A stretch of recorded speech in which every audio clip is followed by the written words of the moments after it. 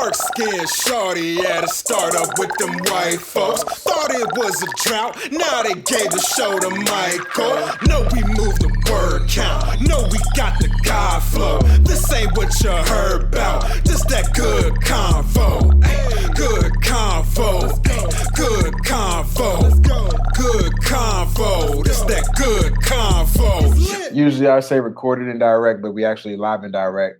I'm in Chicago. You are in LA? Yeah? Cali? Yeah, Los Angeles, yeah. LA, California. We got Good Convo, Lost Sounds Radio, Good Convo Live. I believe this is episode 10. I think it's either 10 or 11. And I got Naeem Juwan in the building right now. In his building. I'm in my building, but we in the respective buildings. Shout out to Crowdcast right now. The chat is open.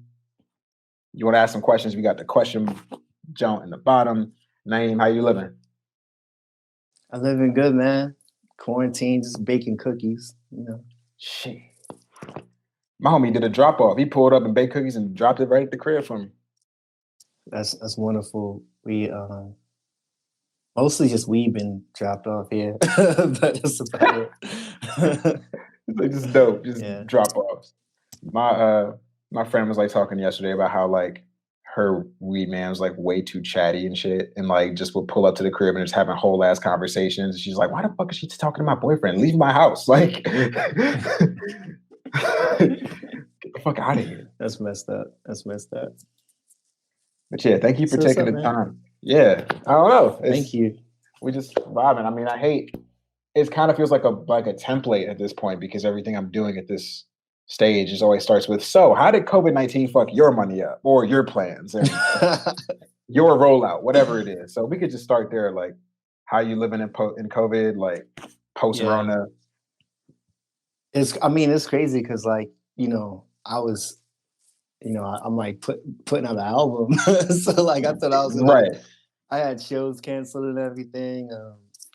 You know, I thought I was gonna be you know, on the road and shooting music videos and, you know, all this fun stuff, but just in the house now, poor, but it's fine. I know how to be poor though, so that's like, you know, I'm not freaking out. That's like an acquired my best set. life. Yeah, you know how to get it out the mud, essentially. Yeah. Fire. So I don't know how you were saying that you're like bad at using the internet. You don't really like using the internet like that, but I had this question because I kind of see, I don't know if it's just the quarantine time or what, but every couple of months or maybe like at least twice or sometimes a year, you from Baltimore. I'm from Maryland, but I'm from PG County. So like, I know it's always like a Baltimore versus the rest of Maryland, Baltimore versus DC shit. And we're currently in the middle of like another flare up right now. So was it the same type of static when you grew up? Like just Baltimore versus the rest of everybody else?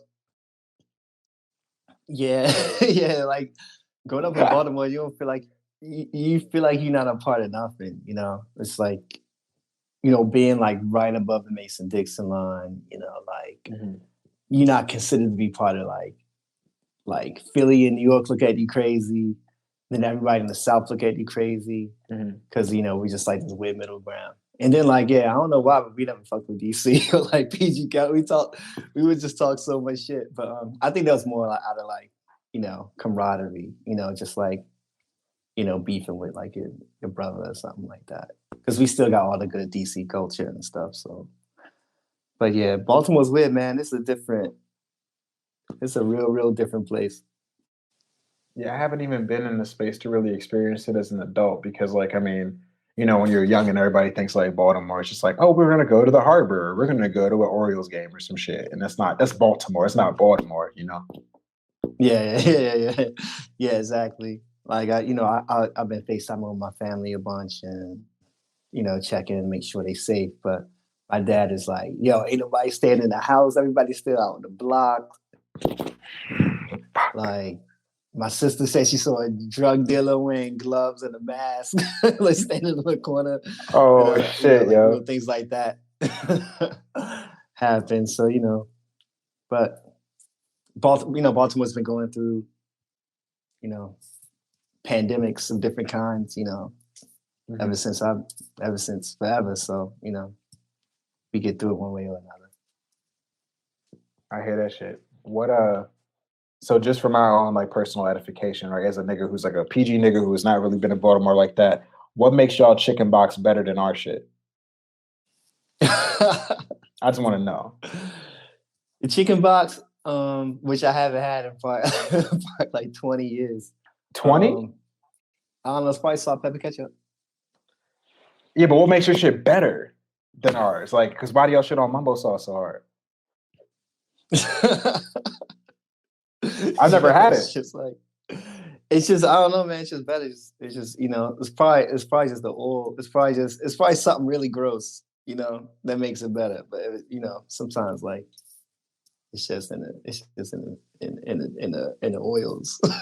It's in the little. You fry that shit in. Yeah. It's like sitting in like a little Tupperware. Yeah. I ain't had chicken. I ain't have a chicken box in a long ass time, so I've been out the hood for a minute.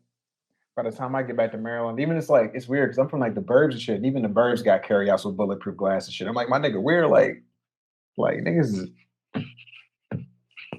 for what? But it's like you still get it through the little glass door with the little rotator. It's like, damn, my nigga, like we are in Fort Washington. I don't know if the burbs are the burbs anymore. That's the question, If everybody got pushed out of the city, where they going? The burbs, I guess. Yeah. Shit. Well, to speaking to like the heritage that Baltimore has across genres and across like DIY shit and underground shit in particular, club culture, B-More Club, et cetera, et cetera. What's it like for you as an OG to see like artists like JPEG Mafia, Serpent with Feet come up out of the city in recent years? I mean, every time I meet an artist from Baltimore, I get super excited. Getting out of that city is tough, and it's like a lot of talent, in the city. Mm-hmm. So whenever I see somebody kind of like escape, I'm like really excited.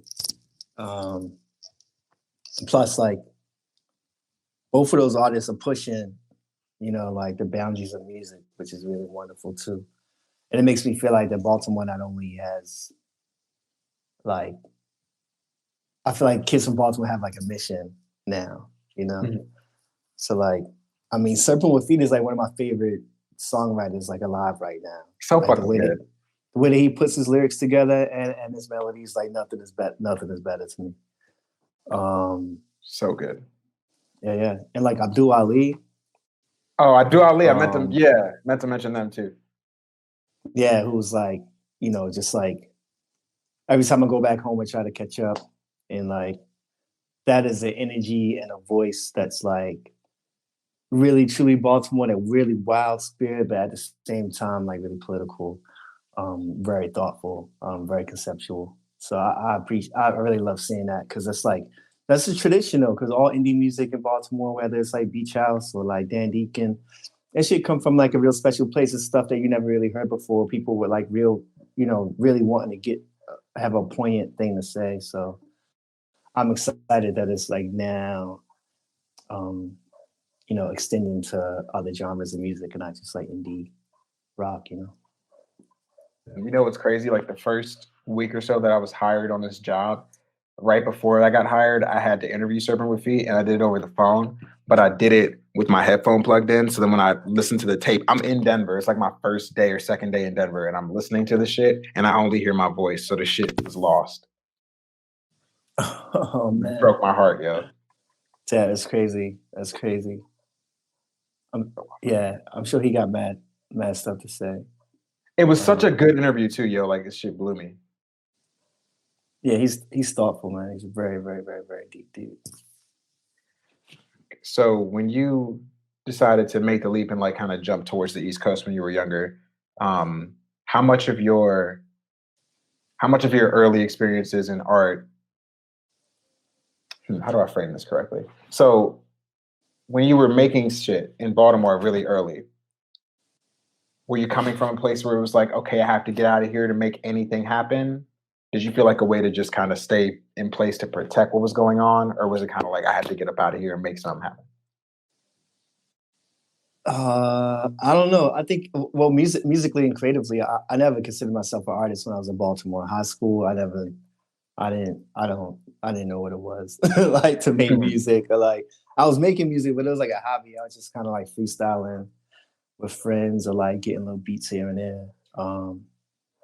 But I did want to move out of the city to go to college. I knew I needed to get out of the city to fully like be able to totally understand myself or just like experience new opportunities. I knew I was like, I had one foot in the trap, you know, so I needed like the space, you know, from like Had to get up out of there. Space from the hood, space from family too, you know, just space to be like, all right, like what, you know, like the world is really big. And when you like, you grow up in a family where nobody has left the city, you know, that like really like, you know, makes your world really, really, really, really small, you know? So, but like, as far as the art, I didn't know what the fuck. I didn't know how to make art. I don't know how to make art. When you started going international and really started getting alongside huge producers and shit like that, like when you came back to Baltimore, what was it like for your family to see you making such crazy moves? I don't know. I feel like they never really cared. I think they still try to like.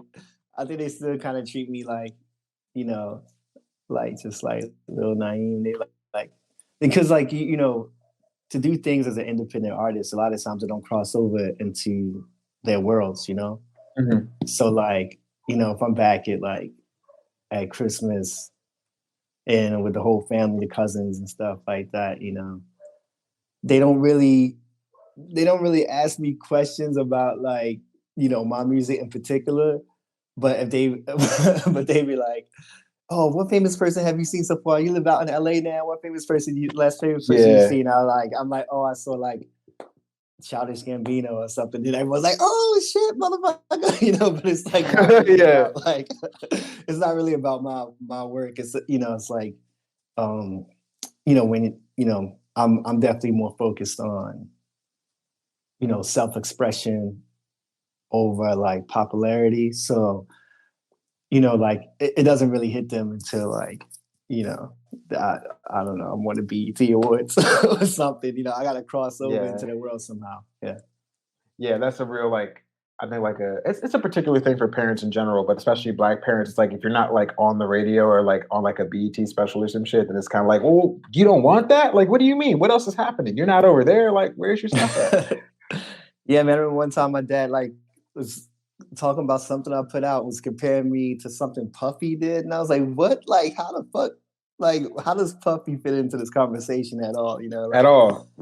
I love Diddy, but like, you know, like it's just like I never made anything like that. So how does that still come into the conversation? But when you know, when that is the closest reference, then it's the closest reference, and you just gotta like deal with that, you know. And it's like, Dad, you gotta understand, like, I don't have Puffy money. This album, this piece was not made on Puffy money, like at all. Like no Ciroc. Yeah, but you know, right.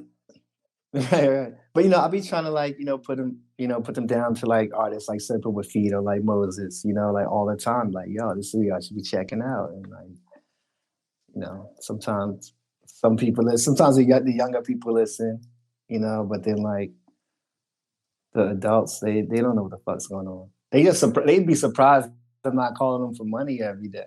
They're like, how are you? Like, are you all right? It's like, what do you do? So where do you stay at? Exactly. Like, okay. Exactly. Well, are you sure you don't need anything? It's like the independent artists look like, so you're okay? Yeah, exactly. I don't know. Okay, so as somebody who has lived to see so many eras of underground shit, rap shit, queer culture, et cetera, to be in 2020 right now, do you see much of a difference in the potential for queer artists to cross over into bigger spaces? Or is it like the same old erasure, the same old bullshit? Bigger spaces. I mean, I guess it depends what you mean by bigger spaces, because you know, like there's definitely more potential for queer artists to have like bigger numbers, but I think that's in the like the connection of like the community itself. Mm-hmm. You know, the numbers of how big the community is, how it's growing, because of more social acceptance. But like, you know, I'm not sure if they're still like considered to be pop artists. you know. So like, I don't know. I'm excited to see that like I see a lot of different artists really not having as much fear in being themselves. That which causes like a lot of great diversity within everybody that's making music. So I don't know. I'm never really one to like really I'm never really one to really think about like popularity much. And I also like don't think about like identity groups too much because I'm so focused on trying to navigate through the world in a way that's going to help me as an individual. And sometimes like the things that are my obstacles aren't the same obstacles as like, you know, every Black person or like every queer person, you know. Of course. So I'm kind of Yeah, like, of course. I'm kind of like, oh, that's what you're going through. Okay, I get it. But like, you know, I think that my mission is like to really, you know, it's just to like deal with my own self-expression. But I am excited to see that there's way more artists that I get excited about now. You know, like I feel like I have way like there's more chances to have like friendships and like peers that are kind of in the same mindset. Because when I first started, like I was out there. I felt really lonely. Word. And I know like that type of question always gets a little like, you know, like dicey and shit because it's not like I'm asking to speak for everyone. I just mean more in the sense of now, like especially with the internet, it's like for queer scenes, like no matter how big or small the niche is, like you can go directly to your audience and speak directly to queer people. And like that's something you can get a groundswell movement on, a grassroots movement on.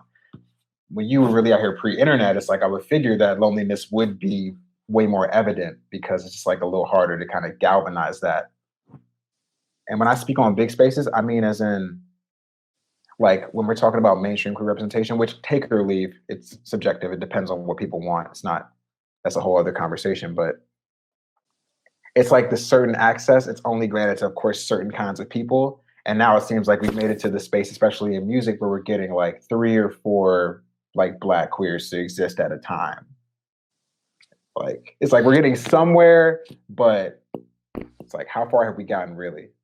Yeah, well, you know, I think that there was always 3 or 4, you know, Black queer artists existing in pop music at one time. It's just about like now, like, you know, these people are able to kind of like be out and open about it and not be judged or ostracized or completely pushed out of the, you know, out of you know, the world of music. I never really like I don't know. I'm always very hesitant to get into like identity conversations, even though I know this is something that means so much to people right now. I understand. Yeah. Because I always feel like, well, in some ways, it's like it kind of like it's very helpful in making sure that like you don't cower from like the oppressive powers, you know. But at the same time, like when you dig in so deeply into your own identity or what people expect of your own identity, those prejudices that you're, you know, of your own identity, like you can sometimes get stuck and not fully realize who you are as a full person.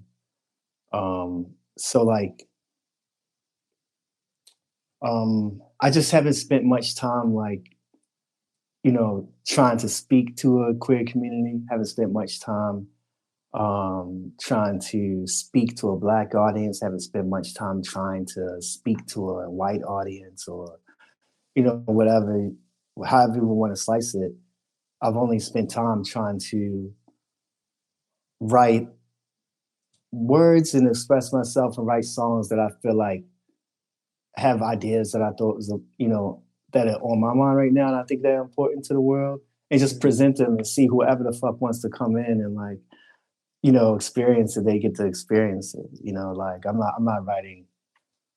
I've never really been good at like being part of such a concise scene or group of people. I've always felt like those spaces never weren't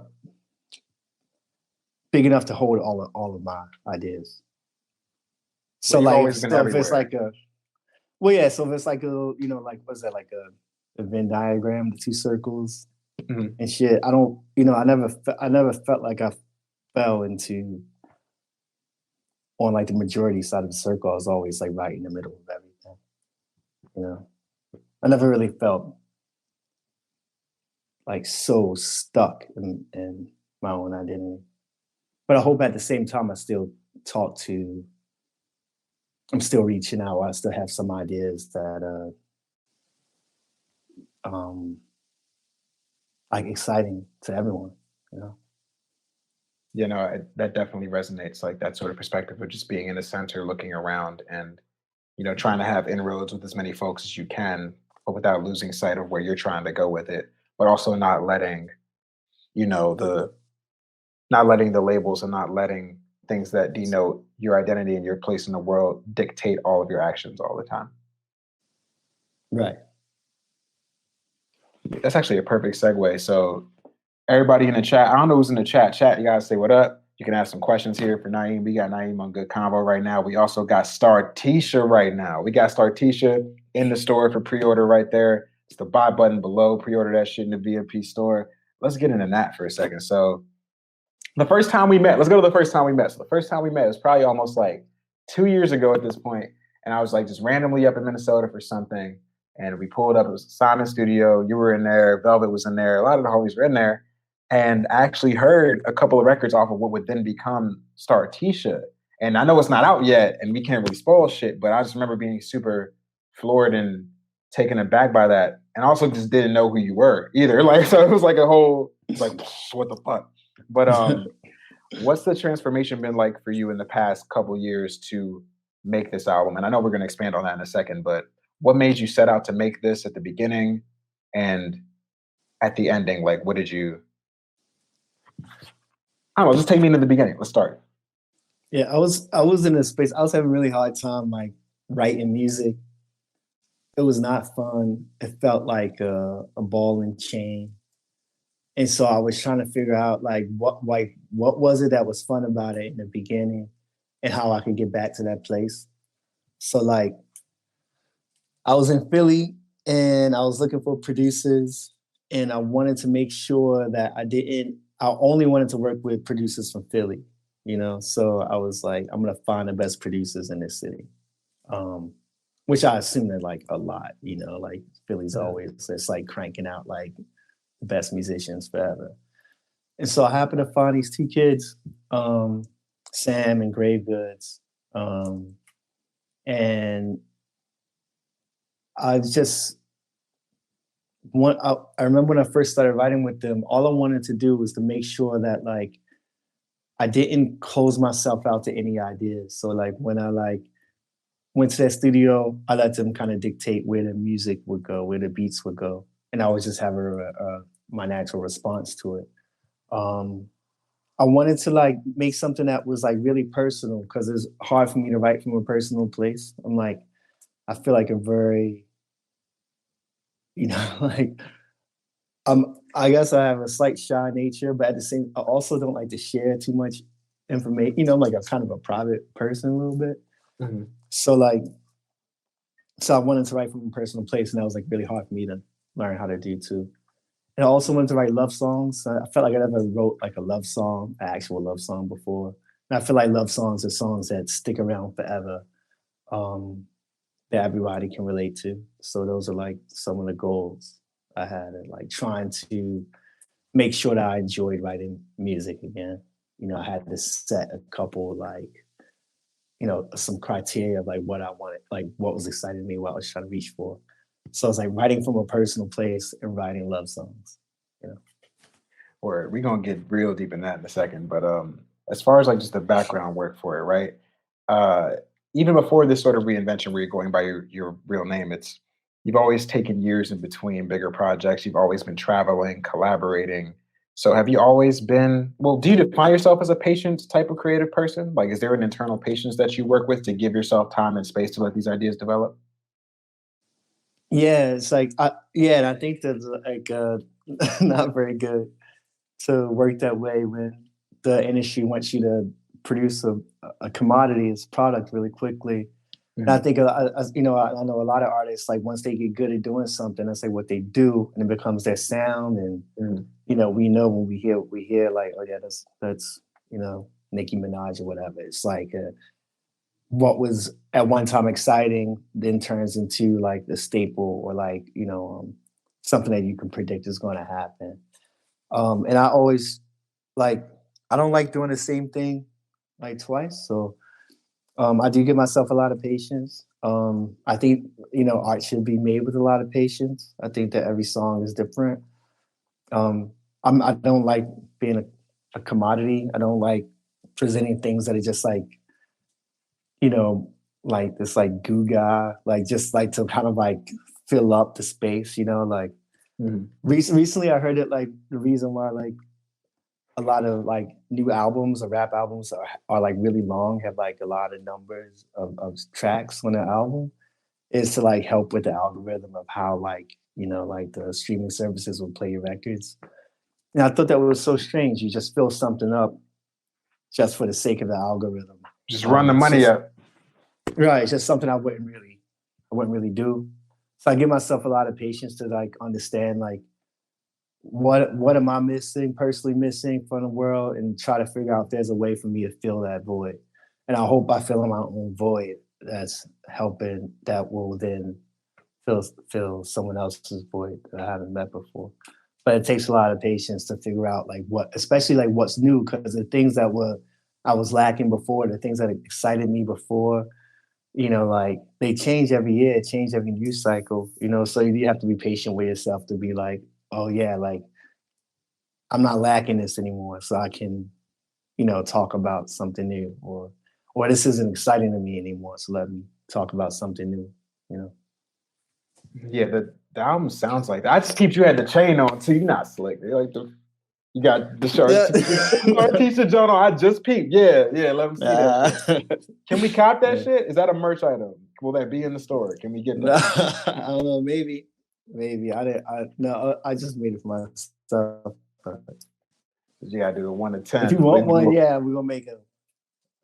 I will gladly take one. All right, cool. So look, you speaking to the institutional level, you've done the label route, you've done the big route, you've fought the label, you've started your own label, you've done the DIY shit, you've dealt with industry bullshit. So for this time around, what was it about Justin Vernon's camps that made you trust that label in particular to launch this rejuvenation of yourself and your work?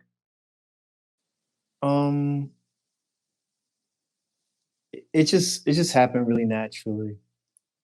Even me, like, you know, moving to Minneapolis and like being in that world for about 2 years, like that happened like really naturally. I wasn't really seeking anything. But people didn't start off as a label. It started off as like this collective that was doing these festivals in Berlin, with the Mitchell-Berger Hotel and at the Funk House, which is this old, communist like radio station in East Berlin. Really beautiful building. The sound is like crazy. And they created this festival where everyone's names of the festival was like their government names. It was listed alphabetical order. There was no set times. It was a artist residency. So we moved to the Mitchell-Berger Hotel for a week, and we were encouraged to make music together and then perform that music on the weekend. So everything about this festival was really breaking down like, you know, like the ego of the artist, you know, as an individual artist, being like, you know, you kind of have to collaborate with someone you may have not originally collaborated before. You know, there's no headliner. If you buy a ticket to the festival, you don't know where or when, you know, your favorite artist might be playing.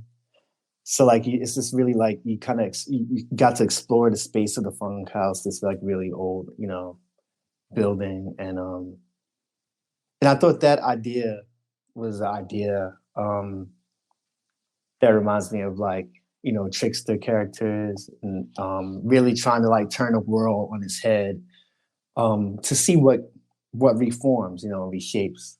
And I think that's something that is like really important for every creative community to figure out, you know. And I thought that was very humble of someone like Justin Vernon or like the National, who names are big enough to, throw their own music festivals, but then saying, hey, let's take, ourselves out of the big font, out of the top of the list and mixing it with everybody else. Yeah. Usually it takes in fables, it usually takes like a trickster character to, sully the gods, and make the gods dirty and then flip the world on his head. But in this case, it was kind of like the gods themselves being like, let me return back to the earth, and see what comes out of this. If everyone's not following me, if I'm not like the, like the draw, the spotlight on this, like what comes out of it, what is my new role, what's my new position. So I thought that like really radical way of like starting a collective, a really radical way of running a music festival made me super excited about just like being in that camp and like understanding like and asking myself those own questions like should I be look at myself differently or move or like reconfigure like what I think I am as a musician and see what comes out of that. And just by being around that radical thought, it made me feel very comfortable like putting out my album with them. Where and that was like a long answer. No, I feel it. Sense. No.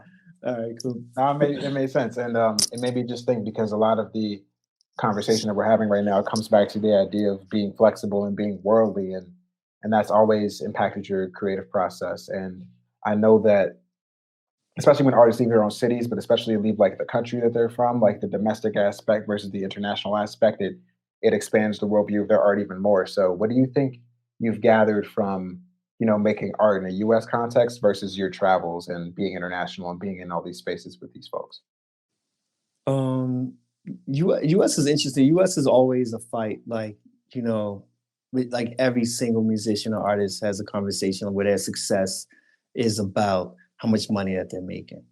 And it's like, it's so hard for us to shake that, or really hard for us to carve out the time to just work on our art and consider creation and success based on the creation itself before we sell it, I think in some other places around the world, because of like different, socialist ways of like living, the artist has a little bit more time, a little bit more free time, a little bit less stress about making money.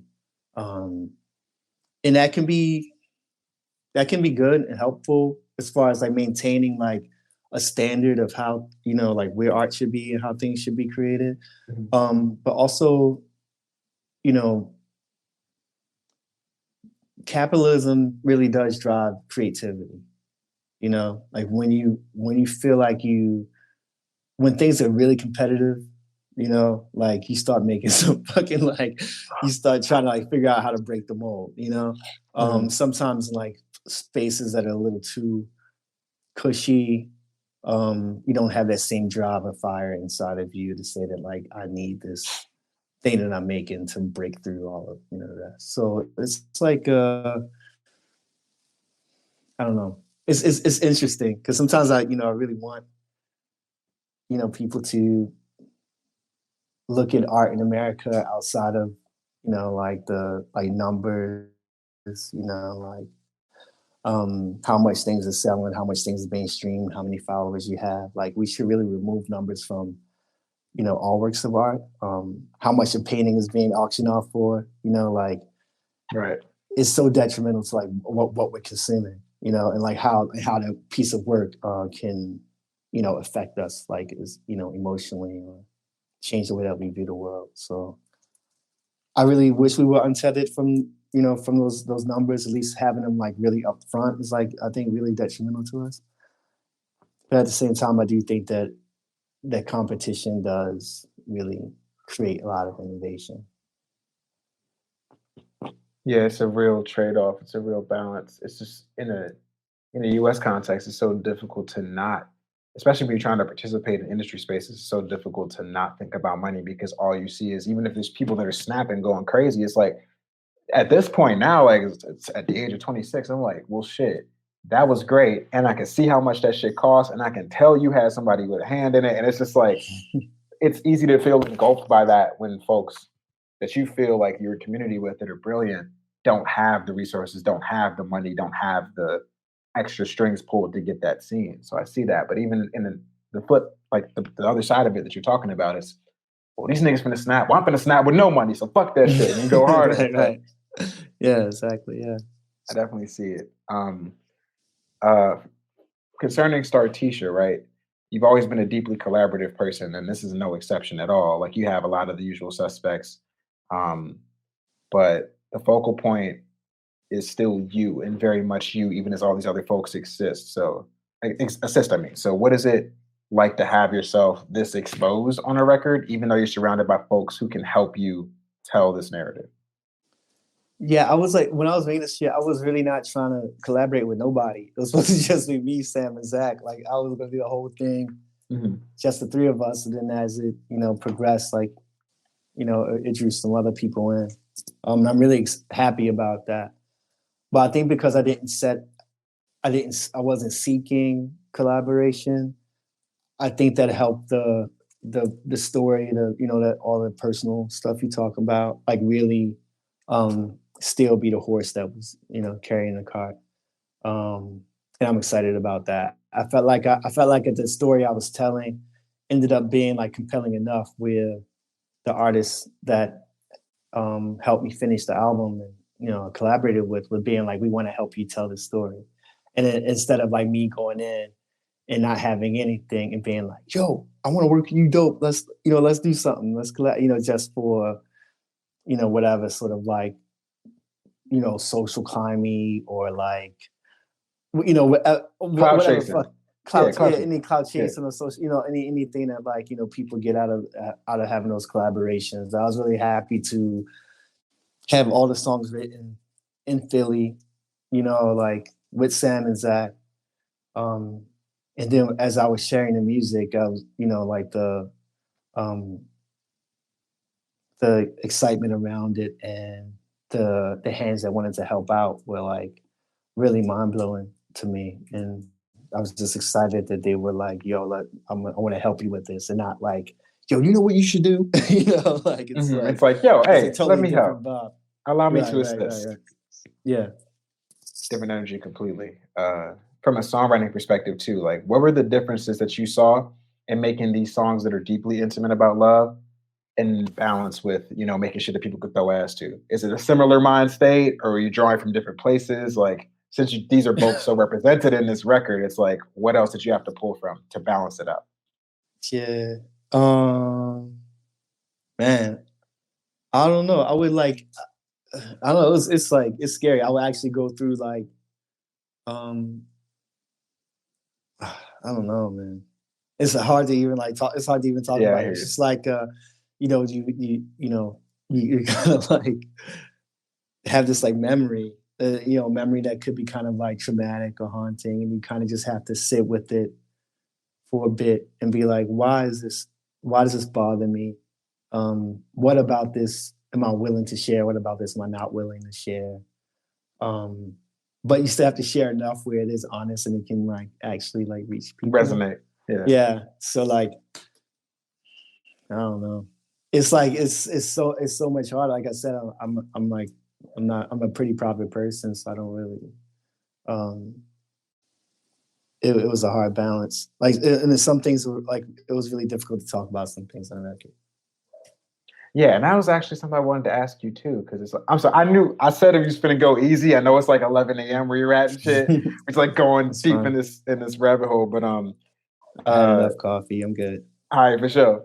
So there's like a very deep thread of survival running through this album, and considering where you've come from, considering where you've been, considering how many eras you've persevered through. You've noted that you've outlasted a lot of folks, and a lot of people that you were in community with aren't here anymore. And you're not an old person, so it's like, to that point you just brought up, how did you work through these memories before deciding what to give to us? Because I know you're very like anti-product. That's not really the thing that's in the forefront of your creation. But to establish that vulnerability and that honesty that you talk about, you had to give folks something in a way that you haven't before. Yeah. Like when I think that's the importance of like a love song. Because when you write a love song, I could be writing about like my love for donuts or like pancakes. But Right. when you write the song, it's still a message of love. And that's what kind of makes, people like really like that's what makes it like really stick with people. So I knew that like I didn't have to give the whole story if I didn't have to give all the details as long as I focused on the those painful moments. I'm sorry, I'm not really answering this. I'm like, can you ask that again? Because I'm like trying to like deflect the question, and I don't want to. Yeah, I was saying, yeah, I feel like sometimes I ask a question and it's like 6 questions, and I know I do that a lot. So I'm just saying, like, to bring it back a little bit. I don't know. Let's frame it like this. What conversations did you really have with yourself to work through which details you were comfortable sharing with folks? And I guess on the second point, how do you reconcile that with the idea of being like anti-product and struggling with ideas of commodity, but still wanting to be vulnerable enough for people to resonate with your work? Okay. Yeah, you asking some big questions. All right. Maybe if I can I think maybe I can answer if I like talk about like specific like songs. If I talk about the song "You and I," which I didn't write, it's a cover. A cover, yeah. Of the Silver Apples, and but if I think about the song and why it was so important to me, it was, I'm in a relationship, and I think most relationships feel this way, where you like somebody so much and you want to be with them, you want to live with them, and that happens. And then like a lot of the magic starts like leaving because you're both just like in your routines, Mm-hmm. And it can be like really alienating when like you're like living with someone that you care about, but you're not like, for some reason that like you're not having you're no longer like connected in the same way, because like you're functioning as like individuals, but you're like in these really like close quarters and part of this commitment. And so I was asking myself, so I had to ask myself like, well, why is this uncomfortable? Why is this not, why aren't you happy? Like what could make it better? And then, in this depression and this like tough state, like I hear a song, I hear you and I by the Silver Apples. And it's just about like people not taking the time to actually like do little things that they enjoy because they're so caught up in producing stuff. They're so caught up in just like this like flexing on people, just being like, oh, I'm working so much. Oh, I'm so busy. I don't have time to do anything, and it's like, well, damn, what the fuck you making? You building a fucking spaceship? Like, what the fuck? Yeah. Like, what are you doing? Like, because I'm always like, if you don't have time, I get it. And I understand when someone's really hunkering down and working hard on something, I have to do that for my albums. I get it.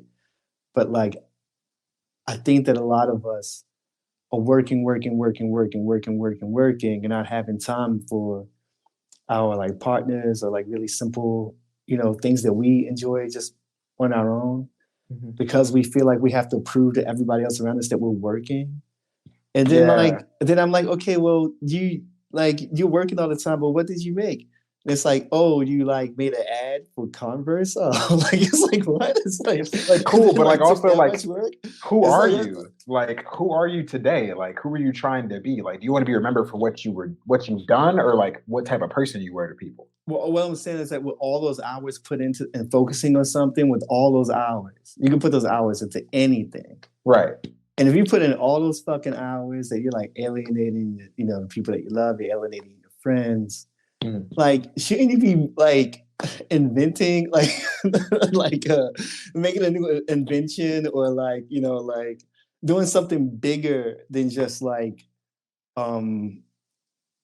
you know, fucking, I don't know, organizing some like marketing, you know, thing for some like shitty product. You know, that's all I'm saying. It's like, there's capitalism though for you because there's some big bags to do that shit though. It's big money to do that, but I know, at but you what got the cost? big money, but you got the, I mean, you got the big money and like you, like, that's fine. But like, you know, we talk about, you know, wealth and people having big money as if poor people don't live wonderful lives, as if poor people Exactly. don't have happiness, as if poor people don't have love, as if poor people don't, you know, don't have the time to be educated. You know, it's like, Exactly. Right. so it's like this whole idea of like flexing on like, you know, being like, oh, I'm working so hard. I'm working 24 hours a day. I'm always busy. I'm always busy. It's Like like, it's okay, Corona, y'all. I'm still it's like, grinding. Like, yeah, exactly. It's like, I guess it's cute, but like, what's the end product? Like, if it's just a toothpaste ad, then I'm like, yo, you whack as fuck. Like, you could have spent that time doing so much shit, you know, all those hours,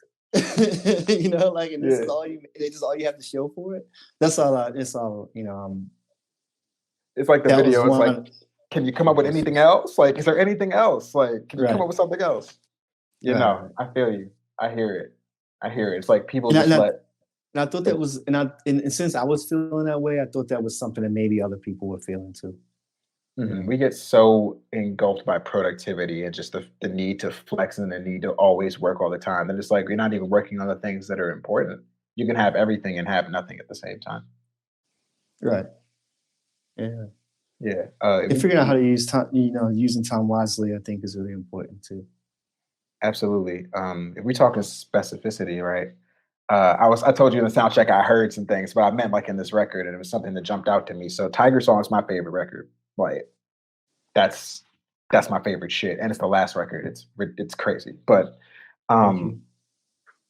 there is a very specific line where it's the prospect about selling nigga shit as supply and demand, and then you call out to your old homie like I know you feel it. It's like your old producer. So just so I'm understanding, right? Um, with that specific callback and with that sort of engagement, are you speaking to having dealt with that sort of question in your earlier career as well? Like the idea of supply and demand, the idea of being stuck in a specific lane and just filling a void, even if it's not true to what you're doing? Yeah, yeah, yeah, definitely. It's weird though because a lot of times, like, you know, like thinking about the early stuff I was putting out, like I was having a really good time making that shit. I didn't feel like I was being, you know, pushed to. Well, sometimes, you know, I was definitely getting kind of nudged in a certain situation, but I'm so stubborn. I don't do anything if I tells me to do anyway. So like, it doesn't really like affect me. Yeah. But like, but I think there was a moment where I kind of like lost. I didn't have a full understanding that I had turned into a commodity. You know, I Mhm. think I'm still like functioning as like this like rebellious individual. Meanwhile, all the investors and people that are watching were like, "Oh yeah, like, you know, you're a product now, and this is what you make, and this is what That's we a want you to box make." in Yeah, itself. Yeah. yeah, but I wasn't aware of it. You know, I'm just like, you know, fucking off, like partying, doing drugs, like making music when I want to make music. I'll walk in the studio and like a producer would, you know, would be excited to work with me and they want me to do the thing that I do, the thing that I got like popular for, you Mhm. know, and I go in there and like I want to sing or something, do something I can't do like at all, you know. So it's like, and they're Yeah. like, yo, we don't have time for this, you know, like we don't, like no one has time for that when they're trying to, you know, sell something. Um, and I think I got really like, you know, it's like one of those things where the wave come crashes on you, just spinning, you know, under the water, you don't know which way is up and down. That was a very critical moment for me for a bunch of years where I just got lost. And I think that trying to finally come above water and be like, you know, stand on solid ground, I had to do a lot of reflecting to those times where um, I just totally didn't understand what was going on around me, you know. And, you know, me shouting out Triple Exchange, being like, yo, you feeling this? Um, has a lot to do with like, it is a little bit about survival, you know, because it's like it's like how like sometimes I'm like, how the fuck did I get even how am I getting another chance to do this? You know?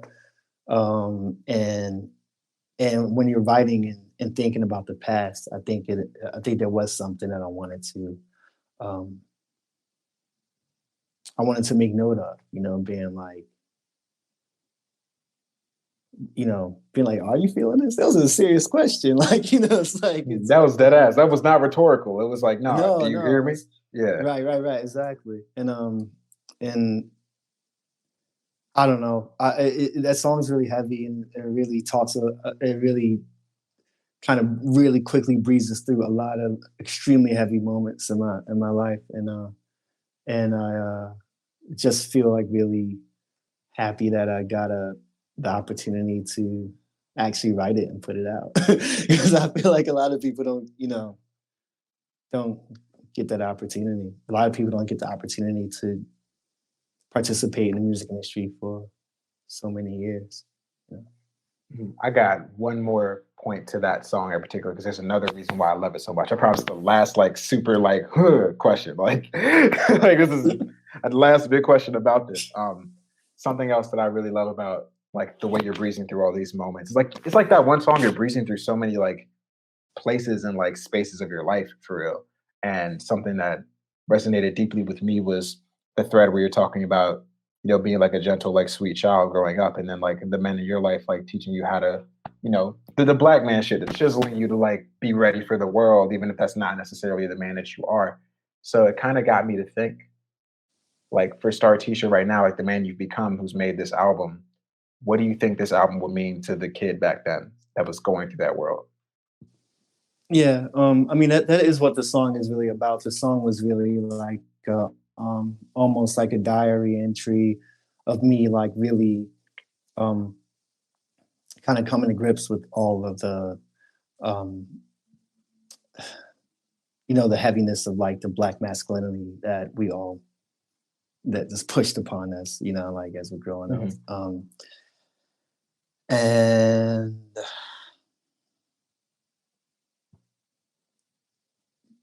like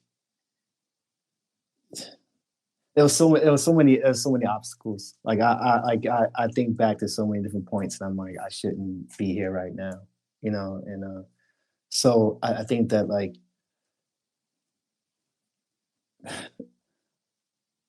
I don't know, as far as that little kid is concerned, and like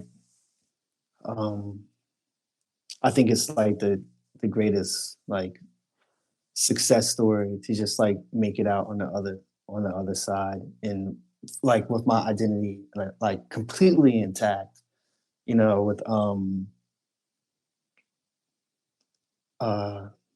having like confidence in myself, which is crazy because like, like I'm 40, I turned 40 this year, and milestones to feel like to finally feel like some resolve and some confidence or some ownership of like myself at such a late age is crazy.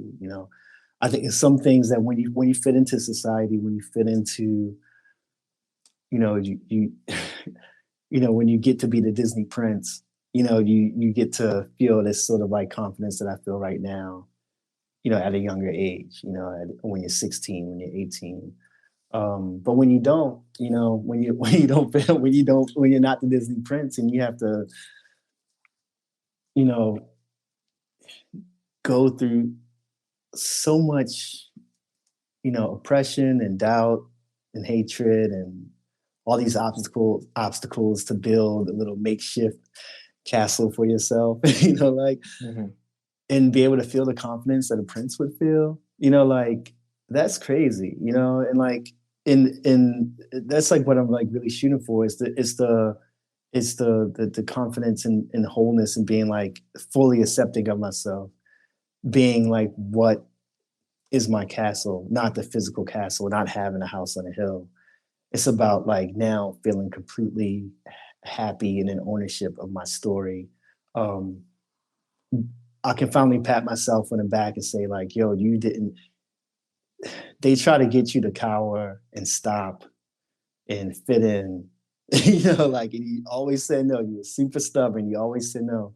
And now finally you get to feel the rewards of that. And the rewards are psychological rewards. They're personal rewards. They're not rewards like, car and money and, a Startisha chain. You don't get the chain. Yeah, it's like, and I think that it's like really exciting for me when I think about all those crazy times, like of, depression as like a child, like I feel like I come to this realization that I was probably depressed my whole entire life without knowing a word, without knowing that was even like a possibility, And that depression comes from like the fact that like there was very few moments of feeling like protection in the world. And I think a lot of Black men and women feel that lack of protection, where you have no one to run to, like the cops trying to kill you, your household trying to kill you, the school teachers trying to kill you, everybody. It's just like when everyone's a villain, the crackheads on the corner are villains. Like every single, thing is a villain in your life. And to be able to kind of like just not cave into that, it feels really nice. And I'm happy I just had the opportunity to kind of like be able to sit myself, reflect, and write that song where I could go from, very early childhood to high school to college to a music career to right now, thinking about all of my fears and kind of and how those fears make up my identity, what was pressed upon me, what was pushed on me to say that I had to do, and me being like, I never did those things. And being able to actually like sit and write to tell the story, like felt really good. And I hope that I can continue to do that because that was like, that song is so cryptic in a way. I hope that I can in the future give a little bit more details or, kind of get into. You heard it? Cool. I heard it. Like, cool. Trust me. Yeah, I feel like it's cryptic to folks who wouldn't understand, but I heard it. Trust me. Yeah, and I was hoping. That's another thing. I was hoping that I was pulling on the right things that like people could hear it because it doesn't have to be about my specific experience. It has to be about my specific feelings, so that you address those fears without knowing like the exact details of like without sensationalizing your own story. Like I never really wanted to. Present my black as a rapper. I never wanted to present my blackness as this thing that I knew could easily be exploited. I knew I could easily exploit and become popular for like talking about like impoverished Baltimore black kid who makes like booty music. I knew I could run with that story. I set boundaries for myself to say like, don't exploit, your parents' pain. Don't exploit your own pain. I always thought that was like a little bit tacky. But I'm happy that I was able to like use my pain to get to a bigger idea of how to like, solve it or reduce it, without being completely without, using sensationalism, to do it. So. I thank you for going there with me, and I really do appreciate that.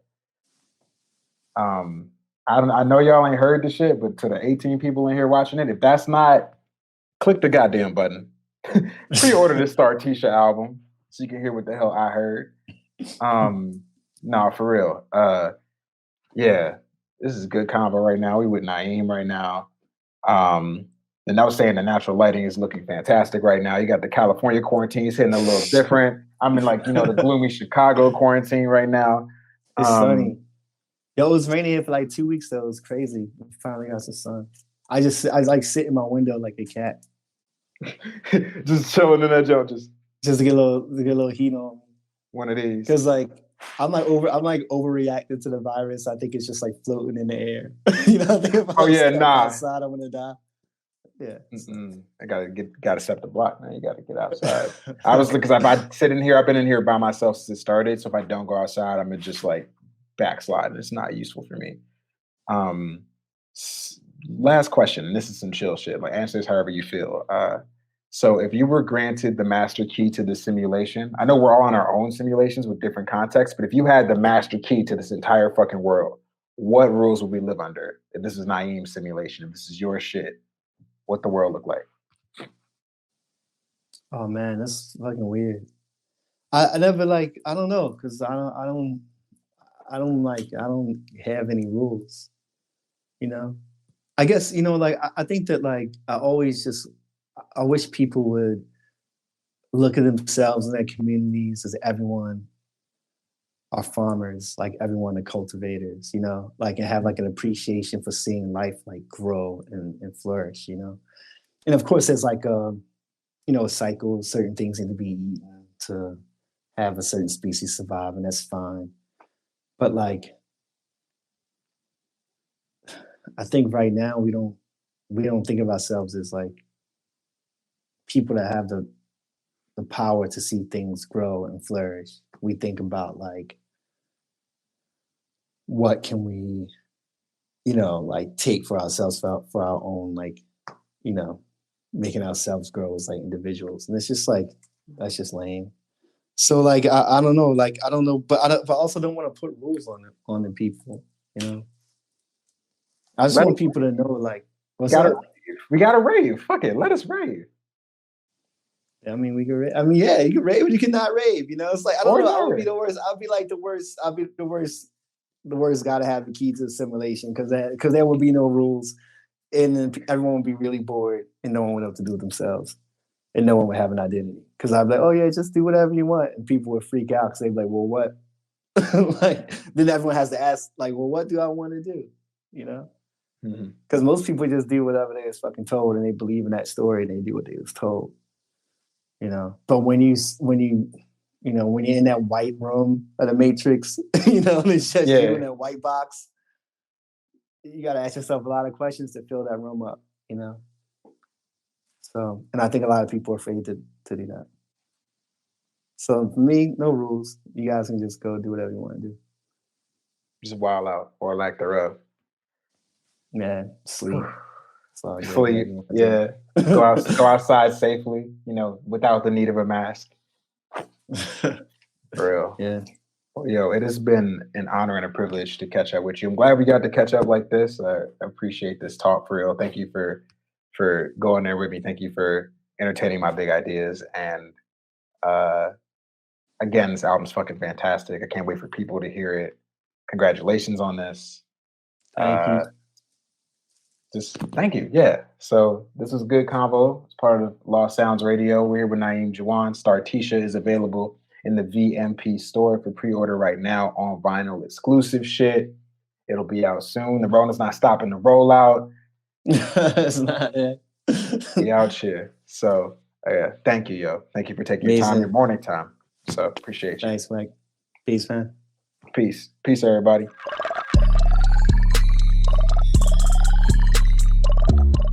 This has been the Good Convo podcast, as brought to you by Vinyl Me Please. Host and executive producer Michael Penn II, a.k.a. Crash Press. Executive producer Amelia Sutliff. Recording and post-production by Jonah Graber. Original theme song produced by Knows the Time. Storf, I tried. Tell him, Storf, I'm focused, man. And it's still invoice boys word count. Click to the check drop. Period.